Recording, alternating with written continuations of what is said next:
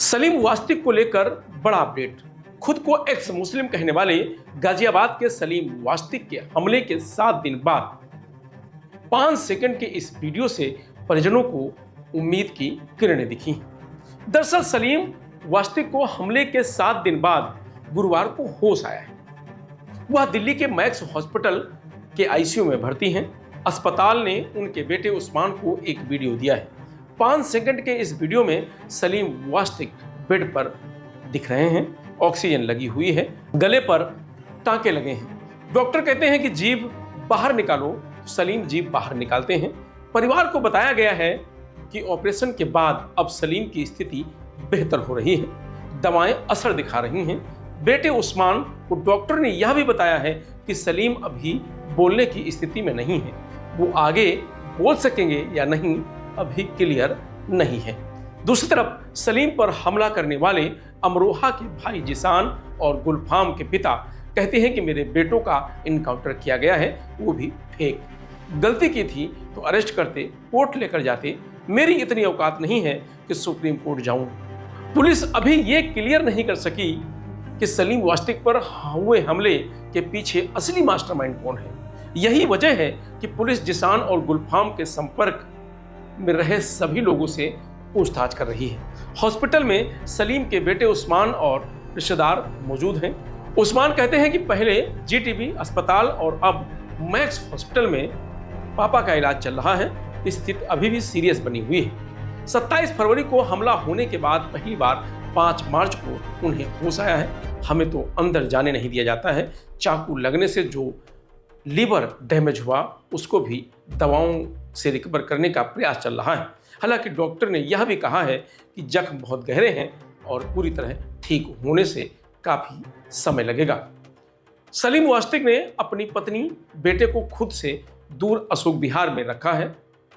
अशोक विहार में वो कहाँ रहते हैं, सुरक्षा के चलते पुलिस ये उजागर नहीं कर रही है। पत्नी को पुलिस ने एक सुरक्षित जगह पर शिफ्ट कर दिया है। बेटे उस्मान को भी लोकल पुलिस के नंबर दिए गए हैं ताकि कहीं भी खतरा लगे तो वो कॉल कर मदद बुला ले। दिल्ली के मैक्स हॉस्पिटल के बाहर भी एक क्यूआरटी पुलिस वैन रखी गई है। गाजियाबाद के पुलिस अफसर मैक्स हॉस्पिटल के डॉक्टर के संपर्क में हैं। सलीम वास्तिक के परिजन के मुताबिक सलीम वास्तिक के पूरे इलाज पर 50 लाख रुपए खर्च होने हैं। अभी तक जो जमा पूंजी थी और जो लोगों ने मदद की थी उसी से काम चल रहा है। 5 मार्च को हिंदू रक्षा दल के राष्ट्रीय अध्यक्ष पिंकी चौधरी भी मैक्स हॉस्पिटल पहुंचे थे। उन्होंने कहा कि पूरा हिंदू समाज सलीम के साथ खड़ा है।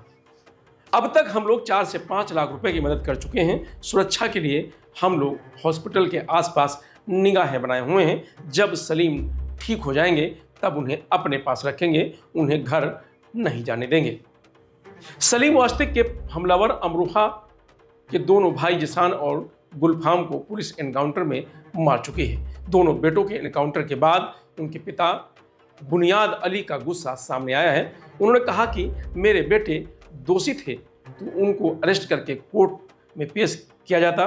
ये क्या है कि एनकाउंटर कर दिया गया, वो भी फेक। हमारी सरकार से कोई मांग नहीं है, हम कोई भिखारी नहीं हैं। अभी 2 पोते हैं, आगे कमाऊंगा, उनका पेट भरूंगा।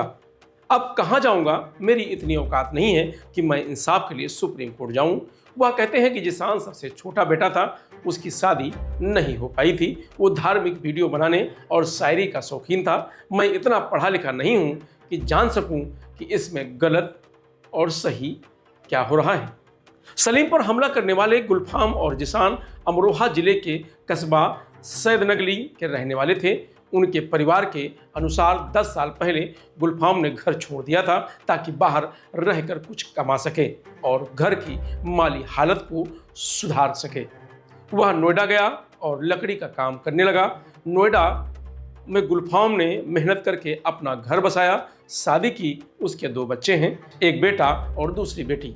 परिवार के लोग ये भी समझ नहीं पा रहे हैं कि मेहनत मजदूरी करने के लिए घर छोड़कर गया गुलफाम कैसे किसी की हत्या की कोशिश में शामिल हो सकता है। घर वालों के अनुसार गुलफाम का छोटा भाई जिसान स्वभाव से शांत था। पिता ने उसे मदरसे में दीनी तालीम के लिए भेजा था, जहां उसने 2.5 साल तक पढ़ाई की। घर की तंगहाली को देखते हुए उसने पढ़ाई छोड़ दी, पिता के साथ लकड़ी के काम में हाथ बांटने लगा। हालांकि उसने एजुकेशन पूरी तरह नहीं छोड़ी। 2020 में सैयद नगली के एक इंटर कॉलेज से 12वीं की परीक्षा भी पास की। इसके बाद अपने भाई के पास नोएडा चला गया, वहीं पर रहकर लकड़ी का काम करने लगा था। दोनों भाई गाजियाबाद के खोड़ा में किराए के मकान में रहते थे। पुलिस जांच में यह भी सामने आया है कि पाकिस्तानी यूट्यूबर के कहने पर जिसान ने भाई के साथ मिलकर सलीम पर जानलेवा हमला किया था। दोनों भाई एक कट्टरपंथी संगठन के टेलीग्राम ग्रुप पर जुड़े थे। इस ग्रुप पर 18,200 मेंबर जुड़े हुए हैं। सलीम पर हमले के बाद टेलीग्राम ग्रुप पर सलीम की फोटो पोस्ट करके लिखा कि सलीम एक्स मुस्लिम को अस्पताल पहुंचा दिया गया है, वीडियो चाहिए। इसके बाद सीएम योगी ने सबक सिखाने के निर्देश दिए थे। पुलिस ने जिसान और गुलफाम पर 1-1 लाख रुपए का इनाम घोषित किया था। दोनों का एनकाउंटर हो चुका है। सलीम वास्तिक पर हुए हमले के मामले में जांच एजेंसियों को महत्वपूर्ण जानकारी हाथ लगी है। जिसान और गुलफाम पिछले 10 दिन यानी 18 फरवरी से सलीम के मूवमेंट पर निगाह बनाए हुए थे। इस दौरान उन्होंने 3 बार हमले का प्रयास किया, लेकिन हर बार असफल हो जाते थे, क्योंकि हर बार सलीम के साथ कोई ना कोई व्यक्ति उनके ऑफिस में बैठा होता था, इसलिए वो हमला नहीं कर सके। 27 फरवरी को जब सलीम नमाज पढ़कर आए और ऑफिस में अकेले थे, तब जिसान और गुलफाम अपने मंसूबों में कामयाब हो गए।